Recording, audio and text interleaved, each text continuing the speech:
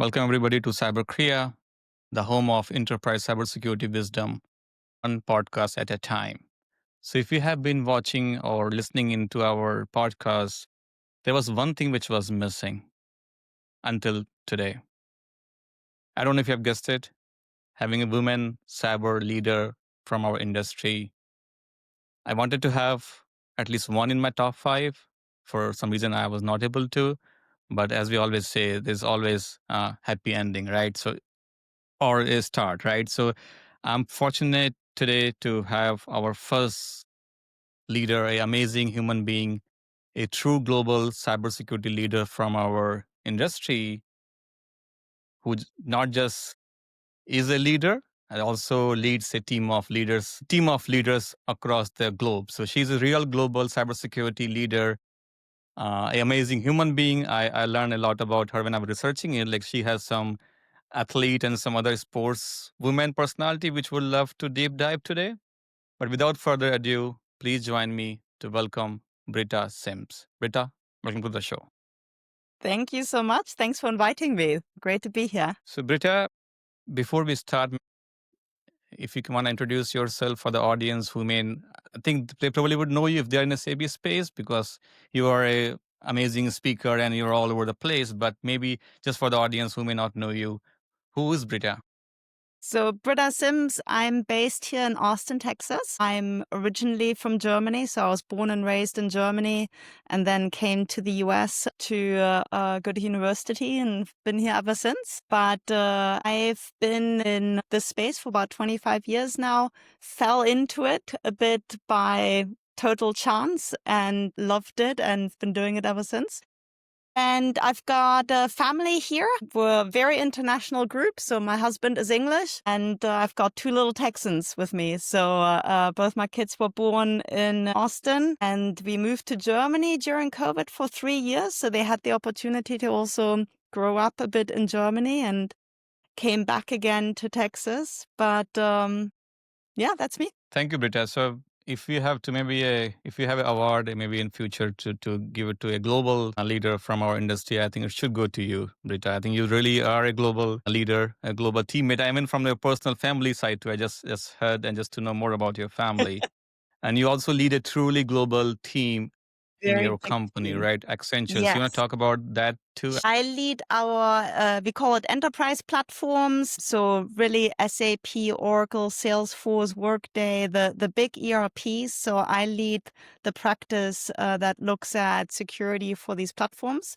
But again, my personal background is SAP. That's what my expertise is in. And that's what I focus on also with my broader team. So I've got a global leadership team and respectively colleagues all over the world. We've got a great team here in the Americas, North America, Latin America, Europe, which I was very lucky to kind of stand up and hire a lot of the folks actually into the practice myself when we spent 3 years in Germany. So a great team in Europe that I'm personally obviously also very close to because that was sort of the team that I've grew. And then we've got teams in India and in the Philippines as well.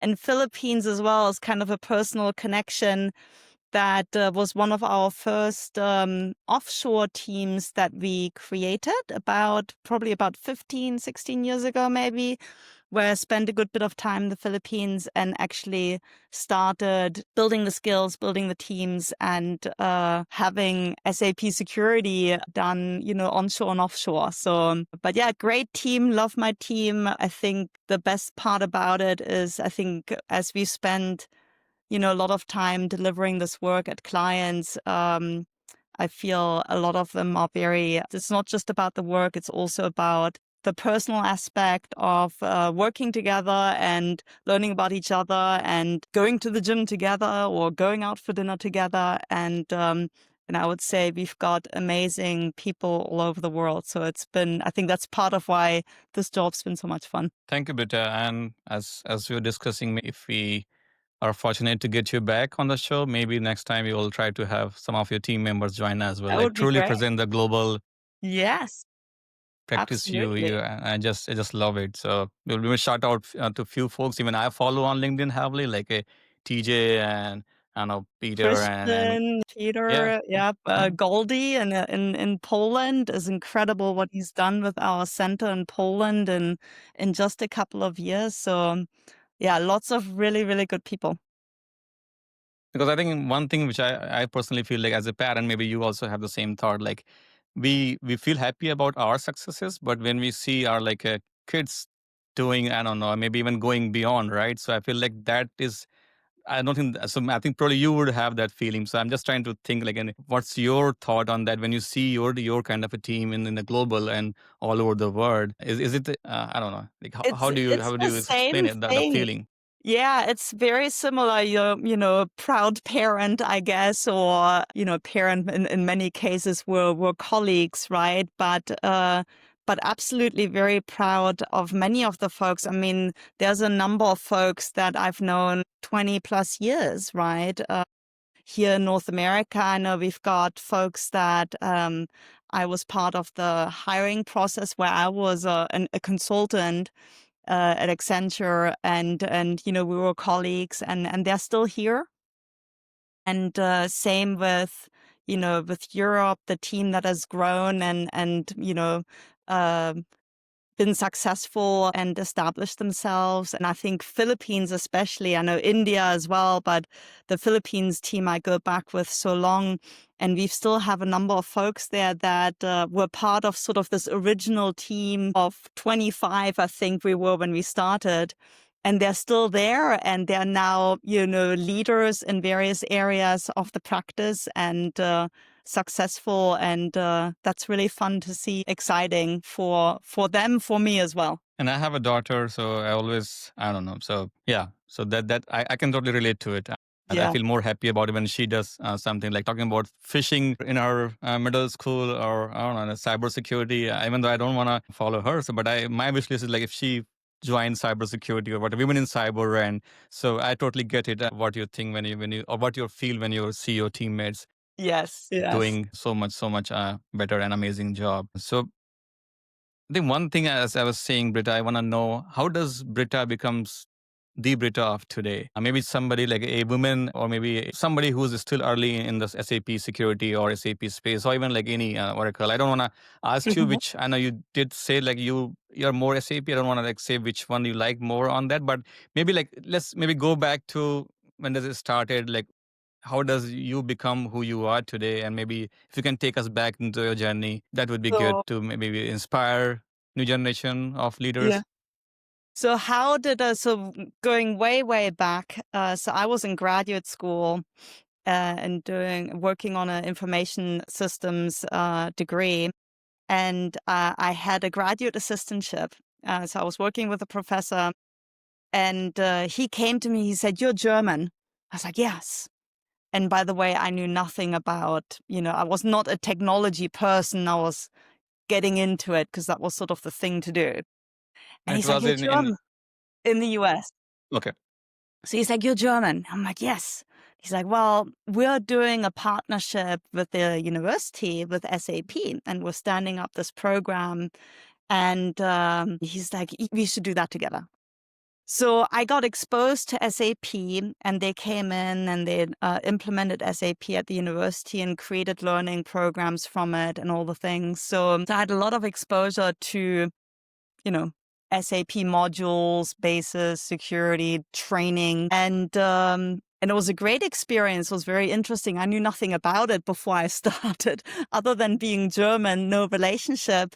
But that's kind of what got me into SAP. And then I graduated from out of grad school and got instantly pulled into consulting. I started at Deloitte, had a great experience, and really kind of got deeper into this more into the audit side. So Sarbanes-Oxley just kind of kicked off, right? And learned a ton, but also realized, I would audit was a lot of great learning, but security was what I really wanted to more get into. And so that's how I then ended up at Accenture. I was a consultant, experienced consultant, already been working for, I think, 4 or 5 years at that point. And And Deloitte, Accenture was just starting also the sort of the security practice back then, and SAP Security as well. And I was part of a very small team, and there was another woman, like female leader on that team.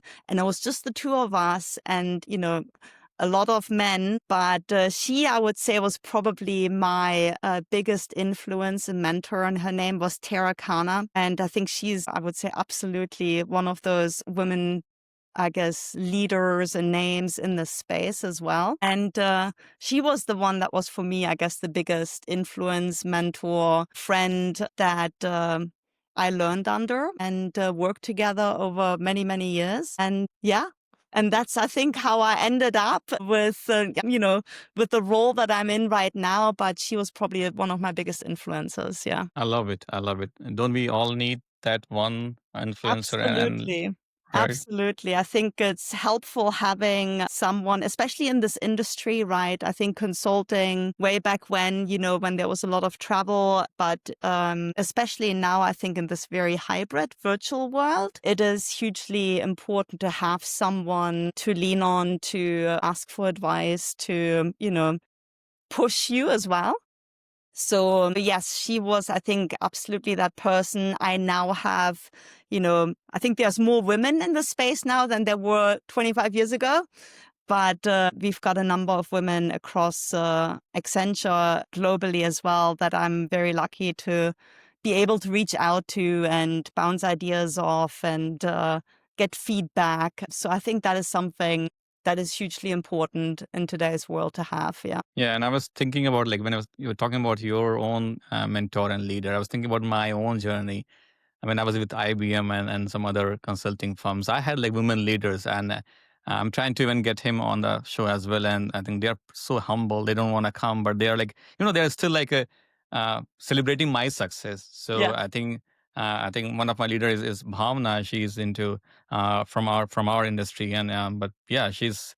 And then there was another leader from IBM, and I was in IBM. Like, so they were like, I have been lucky to have those like women leaders who kind of mentored me and made me who probably I am today. And they're still there celebrating.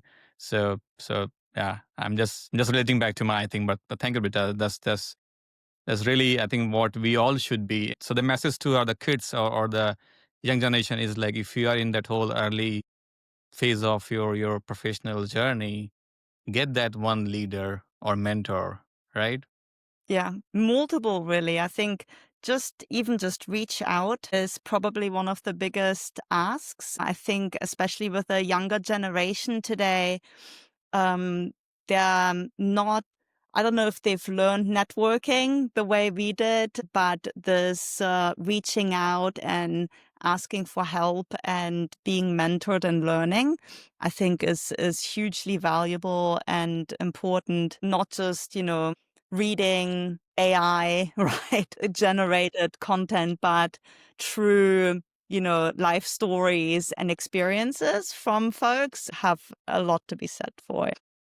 So if you're listening and if you're a woman, as we said, like, and if you're listening into Britta today, please do reach out to Britta. And I'm not, I'm saying sorry if I'm putting you on your spot, Britta, but are you open? Like if somebody from our space, they wanna, Absolutely. okay. Absolutely. And I tell my team, I think we do very regular town halls within each of the regions, but also global town halls quarterly. And I tell the team every time, please do reach out. Let me know if there is a challenge or if you have a question, if you need help. Doesn't matter what it is quite often as well, right? But I feel, again, especially with working this global model and with a lot of virtual work, and you don't get as close to folks anymore as you used to when you traveled and you were on client side every week, all week long, where you got to get more of the personal stories. But what I see is a lot of folks are a bit hesitant and or scared to reach out, right? And so it's more of I try to also reach out to folks and say, hey, how are you doing? Right? Everything okay? But yeah, I mean, I always say I'm open. I'm open to be, contacted. I'm open to questions, mentoring. I've done some mentoring here locally with the university as well. So absolutely. Well, thank you, Britta, and thank you for. Sorry if I put you on the spot, but if you get LinkedIn, yeah, Getting the you can LinkedIn always messages now. blame me. Yeah, yeah. So I always try to like link back to, again, going back to the kid who may just finishing her undergrad or her college and listening in. So we try. I think we have two audiences. One is maybe who are already in SAP space, and there's a kids, because I always get like I do some mentorship as well. And the one thing I always I think I feel like, how do we get those young kids who are into, like, you got lucky because you had some SAP and being done right.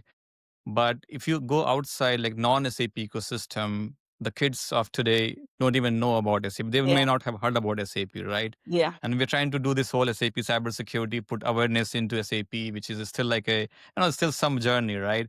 But how do we get all these new kids who may be so good in the cyber world join our SAP ecosystem? Is there a way, or like what we should be doing? Like, what's your thought on that, Britt? I always try to like what we can do, and are we doing enough, or what else can be done? Yeah, I think education is a great way. I know we do university sessions, right, where we go out to universities and talk about what we do. Feel starting with, because I kind of fell into technology and consulting. I was, I was a tennis player back in the days, and I was very much into sports, and I wanted to be a sports agent. That was my thing. And then I had the opportunity to actually work in that space. And then I realized that's actually not what I want to do. So I had a shift in career and in an interest. And that's how I ended up in technology graduate school and then going on into consulting. But I think learning about what is out there and consulting as a whole is a great space to get exposed to a lot of different things. So that for me was starting my career a good way to kind of see, well, what is out there? What can I do? What are all the different services that, companies are consuming? Now, SAP specifically, like I said, I've started in it back in grad school already, and I've been working in it for so many years. It's, every company has to run their business on a platform. SAP is the major platform, right, globally that is hosting the Fortune 100, 500 plus companies in running their business. So I think they're going to be around for a very long time. Security is becoming more and more of a topic as digital transformation and the cyber world is, I guess, expanding. So I think the combination of SAP and security is absolutely an area that will be around for a long time. And it's interesting. I find it interesting. It's always changing, right? There's always something new. There's new technology coming out. You have an opportunity to not just learn about the technology, but learn about the companies that are running it and how they're running their business to understand how the business operates, and then build, the respective security and risk considerations around that.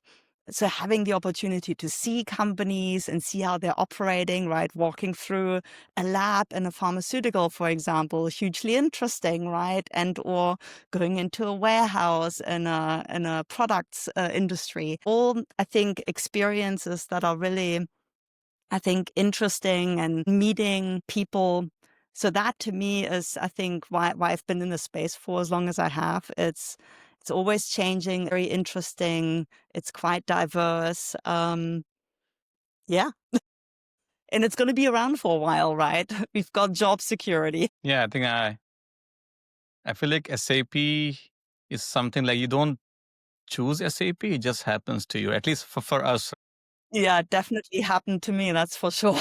Yeah.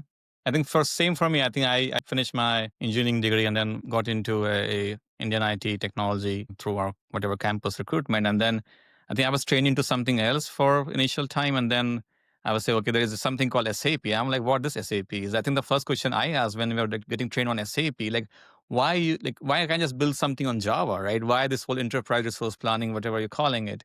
Why? And then I then going deep dive into, then realize, no, this is what the business, Yeah. the crown jewels are, and the whole idea of having everything into one central system, and the way it kind of, I don't know, integrate with everything. And so I feel like that eureka moment, it only happens when it happens to you.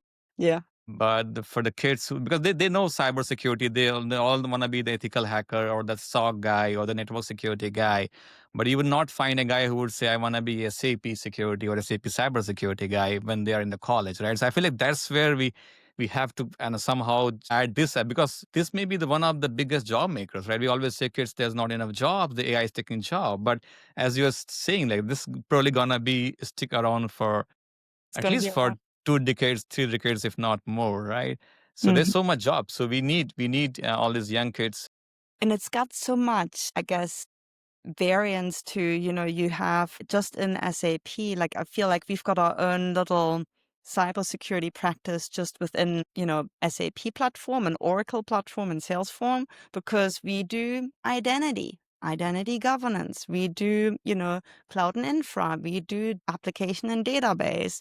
We do, you do controls, right? So you have all these subsets of deeper skills around security specific to the SAP space and SAP clients that, if someone says, well, I'm more of a data security, data privacy person, well, but you need to understand how SAP works in order to be actually really good at the data security part. Same with identity, right? So I think you've got the opportunity to do a lot of different types of skills and careers in SAP security. Yeah.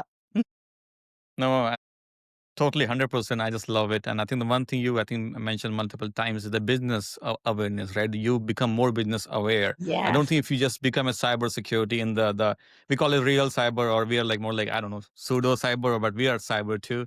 But they are more technical, right? But Mhm. I think if you are into SAP and you're responsible for securing SAP, the business aware, the business knowledge you get, I don't think any other infosec guys, and they are in their silo. They Exactly. are. Do you agree with that, Britta? Because that's been my.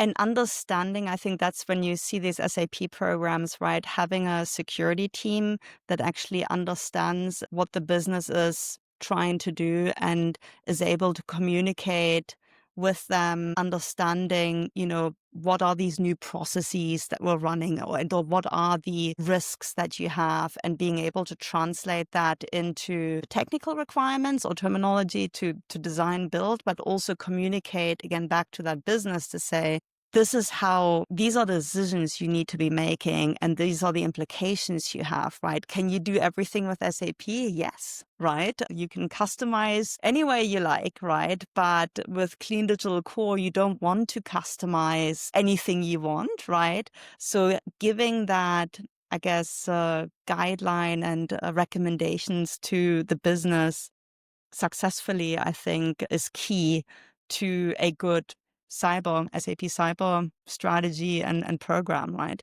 So yeah, absolutely. I think having a good business process understanding is key. And it's also one thing you mentioned, like we do everything, right? We are not just a IAM person. We are not just a network security person. We are not just the cloud security person, right? We kind of, you may not be expert of everything, but at least we get to, because we have to think about how do I secure my SAP on every layer, on every vertical or domain of cybersecurity. And I don't think anybody does, even the GRC. I don't think anybody outside of SAP does GRC as we do with GRC. That's like our core.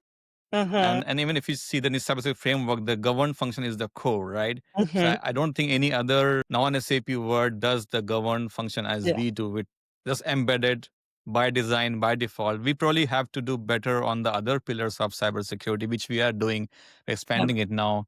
But do you agree with that too, Britta? I think Yeah. we are our own CISOs. Absolutely. And we've got folks in our practice that are, some folks that are very specialized on GRC, folks that are very specialized on data and ILM, for example, right? And folks that are very specialized in BTP and or sales success factors, right? And some specific SAP application systems. And everyone's got S4 covered at this point, right? And Fiori. But then there are some other skill sets, right, where you have deep expertise. To your point, you can't know everything, right? So we do have these specialty groups where I know, well, this is the person that I go to for BTP architecture. This is the person I go to for anything archiving, deletion, data, right? So we've got some of those segments, but then, like I said, it's fun to have this cross-training and learning more and more.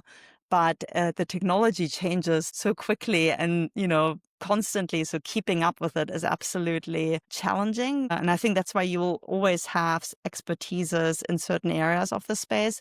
But being able to keep up with the generalist of SAP security is important, right? So we know what is new, what's new with GRC next year, right? What is new functionality to be thinking about? Yes. So I want to deep dive more on the whole S4 and the great work you and your team does, and maybe give some bits so that anybody listening from like with a customer or they are going on the journey, maybe they can learn and maybe how they can reach out to your amazing team. But before I go there, I want to, because I was doing some research, the AI gave me like you are a active triathlete. So I want to know about, I know you said you want to be, you're a tennis player or do you have some athlete backgrounds.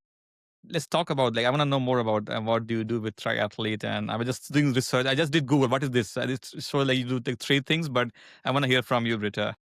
So I was a tennis player growing up, and that's kind of what landed me in the US as well. I played competitively growing up, and then had the opportunity to come to university in the US on a tennis scholarship. So I played college tennis, and then got out, graduated, and played tennis a little bit. I think I burned out a bit as well. It was, I've been playing competitively for so many years, and I got to the point where I was like, just need a break, I guess, in a way, but also used it as a way to meet new people, right? So you move to a new city, and tennis, is quite often a good way to get into a new social group. So I played a little bit more over the years, and just kind of to, socialize. But when I started in consulting, you travel Monday through Thursday. Right. So now your limitations with tennis are, one is you need your gear that you'd have to bring with you every week. You need at least one person that will play with you, ideally, right?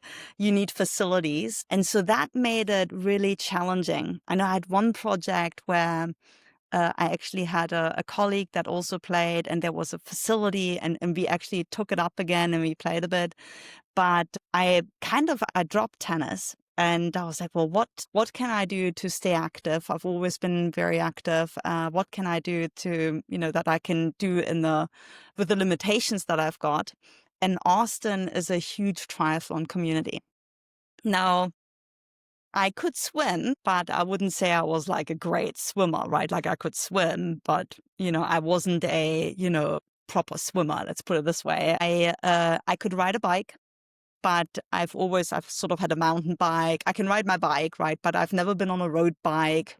So, limitation there. And I could run, but I could not run more than a mile to save my life, right? I was fast on short distance, but like anything beyond a mile for me was no, right? So I signed up for a sprint triathlon in Austin, and I bought a bike. Bought a triathlon bike. They're expensive. It was painful. But started training. I took swim lessons. When I was traveling to the client where I was working at, I actually took swim lessons on how to, freestyle and breathe and all the things, and started riding this new bike and getting used to that. And I started running and just kind of being able to run more than a mile, basically. And did my first sprint triathlon. And this is now, God, this is many years ago. This is probably 17, 18 plus years ago. And loved it. Had so much fun. Like the community was great, and just had a lot of fun with it. So now I was kind of hooked and really wanted to do more, right?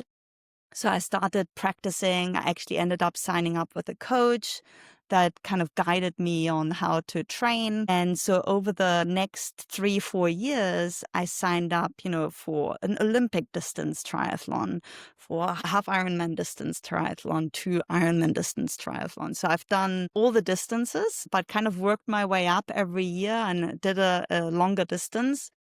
More swimming, more biking, more running. But it was easy for me because, I would get to Monday morning, I'd fly out and I'd work all day. And then Monday evening, I would go swim. And then there was always somewhere to find a pool wherever you were. And then you'd have the hotel gym and you could go do on a spin bike or go on a treadmill. And Thursday was always my off day. Thursday was travel day, and Wednesday, you'd go out with the team and stay out late. And the teams would always give me, a hard time because they knew I'd get up early because I want to exercise, right? So Wednesday was always my time to go out and have fun with the team. But it worked for me. Like it was something for me to have as a hobby, to concentrate on, to also not just be physically, I guess, healthy, but also mentally. Like when I get up in the morning and I ride or run or swim, like it helps me get ready for the day. And yeah, and then I've kept it up. I'm still doing it now. I've been doing more trail running now than triathlons. I haven't done a triathlon in a couple of years now, but I'm biking, I'm running, I'm swimming. Yeah, and it's a fun sport. It's a really good, like I said, not just as a sport, but also as a community with other folks. It's been really good. I just loved it, just listening in. And I feel like we have so much going on the, I know people say burnout and mental and other thing. I feel like this part, which because when I was listening to you, that shows like how much you love it, right? And I feel It's like having such thing on that passion level does make you even better in a professional world and too, right? Yeah, for me, it's something I need something. Like I said, it's to be ready for the day and clear your mind. I think people go and meditate or, I think very similar, right? You need something to kind of focus your energy on.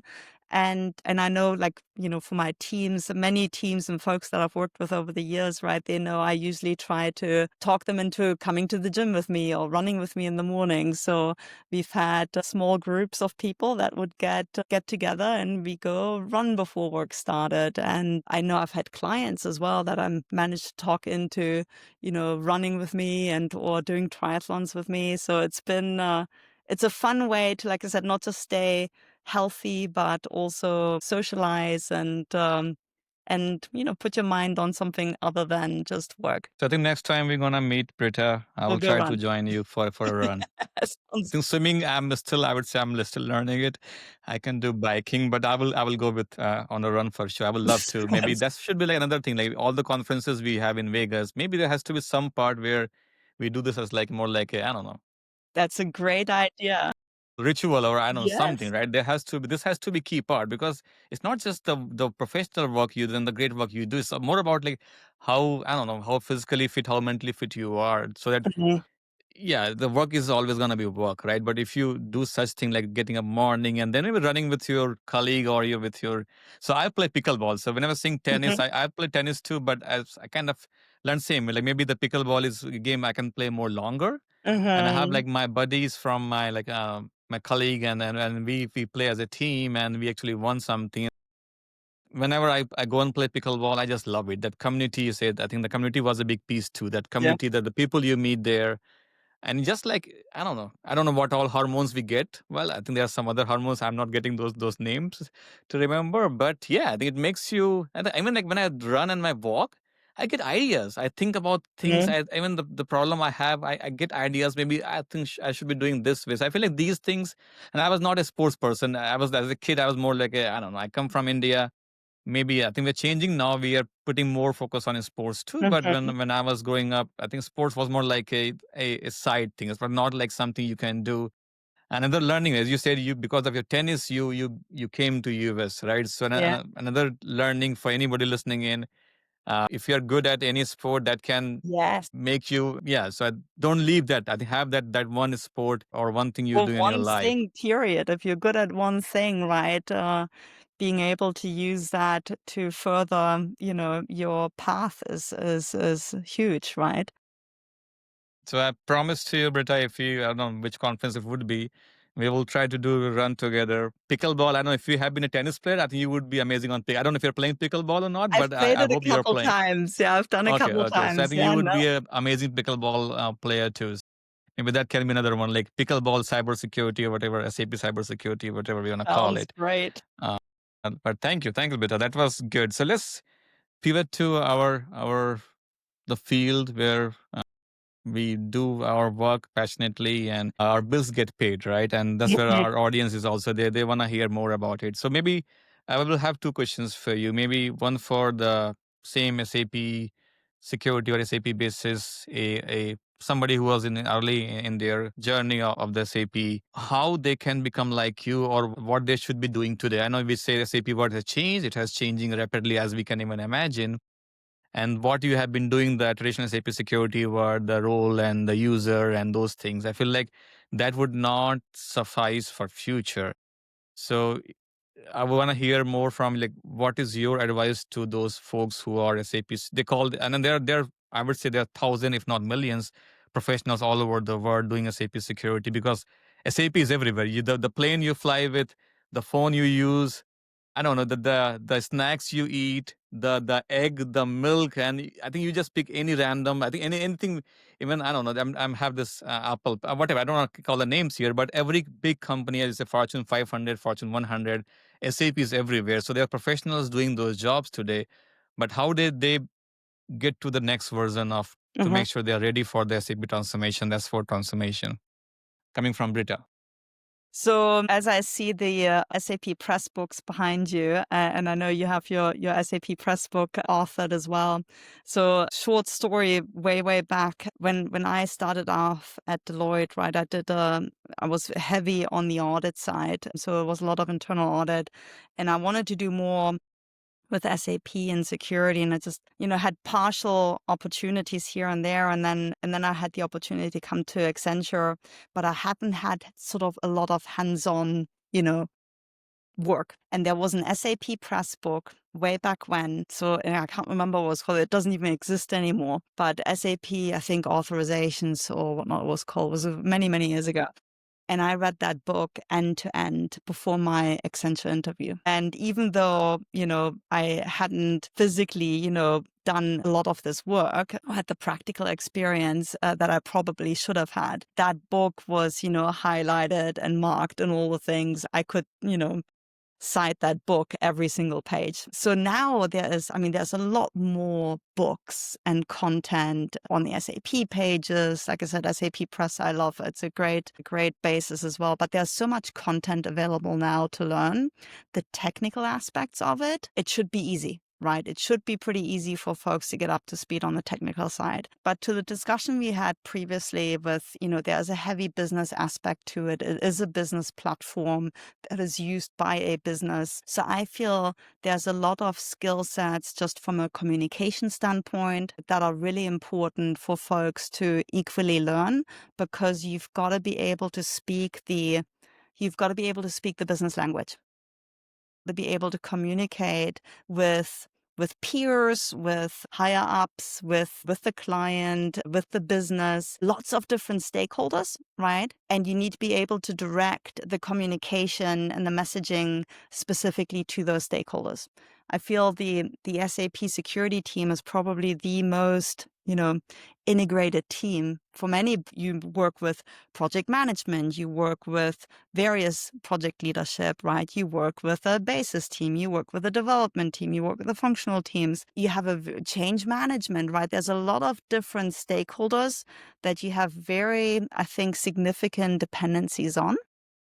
And so having the ability to effectively communicate with these different stakeholders is hugely important, because one stakeholder is mostly your basis and development team, right? They're more technical. So a very different kind of communication with that group versus when you go to your change management team or your PMO team, right? And or then your business functional and certainly then your executive suite, very different messaging and communication to get your point across, right? So I think that is probably the one thing that I always tell my team as well is communication skills is hugely important, both verbal as well as written, because we do a lot more email these days as well, right? But I think to, I guess, go further in your career, and it's not just the technical learning, which there's a lot of, right? But it's equally that how do I communicate with my respective stakeholders, with my team in order to be successful? And that is, I think that's one big part. I know the other part, AI is everywhere.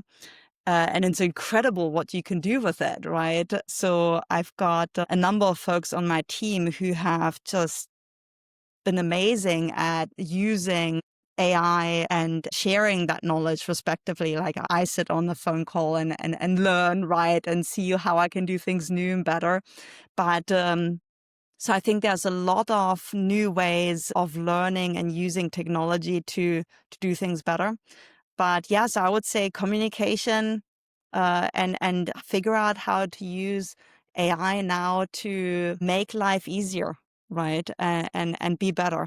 Like I know way back in the days, right? I used Access database, Yeah. so downloading all the tables from SAP, the tables, right? I mean, this was before Versa was acquired, even, right? So Yeah. but you've got AI now, right? You've got so many different tools out there now that are great to use. So I think that is a great opportunity, I feel, for folks to go to and learn. Always try to find the why. Don't just build the role you have been asked to build. Oh, yes. Understand why there is a new custom T code was built, what functionality, what business processes or function Why are or we sub doing function it's this? supporting. BTP custom app. So I always, it's at least for me, what I've been working is if somebody comes to me with some requirement, I always try to, okay, I will do it, but I want to know on that side. Like, so I think the more you communicate, as you say, the more you communicate to the business, the why of it, right? What is going on? Okay, the way you create this vendor, you do this, and okay, then what happens, right? Because we're Mm-hmm. all GRC, we're all risk management guys, right? We all why we are here because of the risk and the compliance and so the more you know about the It's yeah. challenging the request, right? It's don't just take it and do it. Because again, like going back many years, right? I think there are so many examples of, transformation programs that end up really rebuilding legacy, right? Where you're saying, well, where's the transformation in this, right? You just rebuild your legacy into a new platform. And I think being that devil's advocate and being that challenger, right, to push and say, well, what are you trying to achieve? Why are we doing this and why are we not doing that is huge. It's hugely important, right? Don't just take it and say, all right, you'll get another role, or I'll get up this setting, and or we're doing this workflow. It's really pushing and educating as to why a certain way is probably the better way you want to take. Yeah, Gabriel, I think he talked about this like hacker mindset, like not taking everything for granted, Yes. questioning, and yes, like don't just bring the legacy and then just rebuild there, right? Do the digital transformation as it should be. And I'm glad you brought that because that was my kind of maybe the SAP transformations, right? Every customer is going either on their already on S4 transformation journey or they would be on S4 transformation journey, right? And security sometimes feel like they're still like we have to play catch up, right? Especially when you talk about cybersecurity for SAP, right? I don't know, you probably would hear and maybe you have seen it because that's what you and your team has been doing. But even for me on this side of the world, I always feel like even on those transformations discussions, even like a phase zeros or whatever discussions or the discovery phase, we are still not there. We are still not like we will not even have cybersecurity in those calls. It's still more about the business side of transformation, which is good. But like, how do we change that? And maybe what's your take on? I want to hear more about like how do we bring in the cybersecurity? It's baked in, it's by design, and Yeah. even not doing the redesigning of security roles, or oh, we didn't even do this thing, or we don't even have something for this. And the way SAP is changing with the BTP and the RISE, and it's just so much to learn and so much to know, and it's not easy even for one team or one person to do it. So I don't know what's your experience. I know this is what you and your team live every day. So I want to hear more about it, Britta. Yeah, it's a uphill battle for sure. It's gotten better, I would say. It's gotten better, but it's still a bit of an uphill battle. I just had a client workshop on Monday for a transformation program, and there wasn't a single security representative in the room. But they did acknowledge that they've been involving the security team, and which is great. But what do we do about it? So what we've been doing in Accenture is essentially forcing the CISO organization into the discussion. So if you look at the evolution of an RFP, right, where we get a request for proposal, and many, I would say, RFPs don't have security requirements and control requirements spelled out. I think a great percentage generally just say, well, I want security, but well, what does that really mean? So what we're doing is when we have the opportunity for either question answers in an RFP process, or a lot of clients with S4 now, they're kind of doing the sort of a discovery roadmap where we call it discover and envision, but where we work with our clients to say, what is the business value and roadmap for you to go to S4? And also, you're on S4 now, what else can you do? And in our standard ways of working, we do have security built into that. So we have a point of view where we say, this is what we believe security means for our SAP clients that run more than SAP, right? It's hybrid infrastructure to start with, right? It's many different platforms. It's identity integrations. It's AD integrations. There's a lot bigger picture than just that one SAP, right? Or a couple SAP systems, right? So we've got that bigger picture and I guess a methodology to work through the decisions on regulatory considerations, data privacy consideration, cloud and infra security, integrations, the application layers, cyber defense, right? More and more are saying, well, how can I still feed all of this into my bigger SOC and monitor cross infrastructure, right? So many different layers, and we push sort of I call it the CISO workshop, security workshops, I think whatever makes sense, but we push this security workshop early as we can with our clients to really force those stakeholders in and have the discussions around what should you be thinking about. Because to your point, it's a business driven, implementation, transformation, a migration, whatever it may be. And you generally have a business team, business stakeholders in it, and they're not thinking about, security or often also not controls, right? So it kind of comes in as an after fact, at which point it gets costly to now put requirements in. Plus, in many cases, I would say you miss out on opportunities to gain automation, right, to be more efficient, starting with an architectural strategy, right? How can I do identity governance, right? It's not, SAP is not the silo anymore that it was, 10, 15 years ago. So having those discussions early, we've built it into our methodology. Literally, in many cases, force the discussion early, which then triggers the follow-up questions and the focus on the topic as early as we can. But it's an uphill battle. I agree. It's still challenging. Yeah. So the more regulated the company, I think the easier it Yeah, is yeah, yeah, by yeah. default. But it's still an uphill battle. Yeah. So hopefully the customers or whosoever is listening would get lucky. They will probably get Accenture in your team, Britta, and then they will all be good. But if they are not, for whatever reasons, is there one thing or maybe few things you want to tell to them, like make sure you are doing these things if you're on S4, or if you have some other SI partner and not your team, is Yeah. there something you want to tell them, like make sure you're Yeah. doing this? Or Yeah, I think there's probably there's three big things that we say, those are the areas you want to look at. Is one is cloud and infrastructure, right? Even though SAP Rise, that's the big focus now, right? I think we need to remember it's not the magically secure bubble, right? It is obviously a private cloud with leading practice security controls built in, right? But what clients need to remember is, does this cloud, right, and this hosting contract align with their in security standards and policies, right? And also the integration of S4 and cloud apps, right, that are separate, are they aligned with the general cloud infrastructure security controls you need to have? Are there firewall integration considerations you should be having? A data backup and recovery. I think those kind of broader cloud and infra areas are really important to deep dive in, whether you're doing, I think many clients are really doing Rise now, right? But going into the detail of the Rise contract to say, what am I signing up for? And is that aligned with what I need in order to integrate this program, this architecture into my enterprise?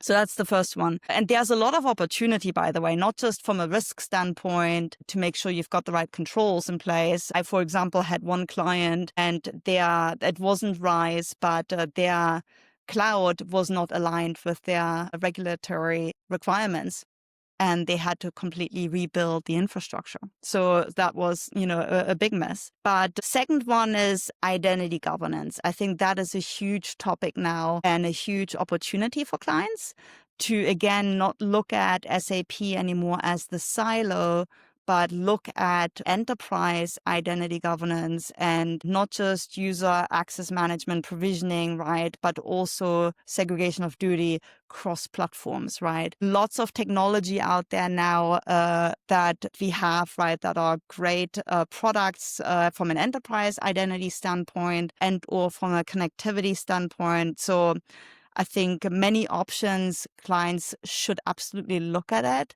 and see what fits best for them, right? I think there is definitely something to be said about what works best for you. Lots of stakeholders that will absolutely play into that decision, right? But that, I feel, is a huge opportunity also for cost savings and automation. And then the last big one, I think, is data, right? I mean, in the end, everything kind of boils down to also data, right? And the focus on knowing what that data is, where that data is going, and how do I restrict that respective data. There is, I think, often, data masking obviously is sort of that big topic, right? Clients need to understand SAP has limitations, right, to restrict data. So there's a lot of options with just RBAC to restrict data, but I think especially our more regulated clients have to look at ways, how can I make sure in global instances, especially, right, that I'm protecting my data in line with my regulatory requirements, with country-specific requirements for data privacy. And again, that data is moving to and from, how do I make sure it's secure? So I think those are probably the three big topics. Controls is the big opportunity, I feel, right, with S4, where there's so much automation, new workflows to take advantage of, to look at that early, to embed it in your design. But those are probably the big topics, right? But many other higher maturity opportunities, I know vulnerability monitoring is always a big one, patching, right? I don't understand why these vulnerability tools that are out there today, why not every SAP client has it, right? Automatic patching is, I think, a huge use case to be using, right, with the amount of breaches that we've had and incidents that we've had in the space. I feel that's a huge business case to take advantage of, right? So yeah, lots of topics yeah, yeah, no. and I think I lots of got my top opportunities, 5. right? Yeah, yeah, and maybe say security is a marathon, right? We'll never be 100% secure, but at least have those Yes, key, it's a as you said. Like I maturity. think so. I heard the rise, maybe the shared responsibility model, understanding what you as a customer own, even on the rise private cloud edition model. The second was more around identity is the new perimeter in the cloud world, so identity governance. Third was Mhm. data security, and then I think you said vulnerability and the controls. So I just love it. Britta, with respect to your time, I know I keep saying this to all my guests. Like I feel like 1 hour is not enough, and I always getting promises from all the guests I have. Like you have to come back again. So I would love to have you back, either Get just the you or bigger with your team team. on, yeah. Yeah, with your team, that would be amazing. But before I let you go for today, Britta, any last advice, any last thing you want to share with our audience? And also, I think we said we will share your LinkedIn. I believe that is good. They can reach out to you if you're okay with that. So they know how to reach out to you. We will share that information. But any last minute advice, anything you want to share before I let you go? I think back to when it also we started as women in technology, and I think as a woman we still don't have enough women in this field. And I want to reiterate, while cybersecurity may sound techie and maybe boring, right? I think it's hugely exciting. It's fun, right? And I was never, I wouldn't say I'm a techie, right? But I was, an athlete really for growing up, and sports was my big thing, and I fell into this space and I really enjoyed. I think for women this is absolutely an area that can be hugely interesting and exciting for you. So I definitely encourage you to look it up and try it out. I think consulting, like I said, I've been in it for 25 years, is a great space to learn and grow in, and I can only recommend it, right? It's not the stigma of you can't have a personal life. I've got 2 children, a dog, a husband, parents, and a bigger family. And I think that is absolutely something that, us women should be able to do and strive to do and have a career in. I very much recommend it to my female counterparts. Thank you. Thank you, Britta. I think we feel like with cyber, we get some kind of purpose and why, which keep us going. And for the women, yeah, as you said, there is a whole stigma around it. But yeah, this is a field you should be in. Yeah. Um, thank you, Britta, and thank you for being the first woman leader to come on my show. So this is for my other women leaders who have been like following up, and I know they all are busy. But you also have to. I know you all are busy, but yeah, like we need you to be on the show so that we can inspire the next generation, right? So, thank you for being the first. Thank you for giving a Thanks for time having me. more than an hour of your. I know this week is ending, so I appreciate Britta, and I hope to have you back with your team next time. Awesome. That sounds great. Thanks for having me. And we'll be running at the next conference. For sure, I promise. Perfect. Cheers.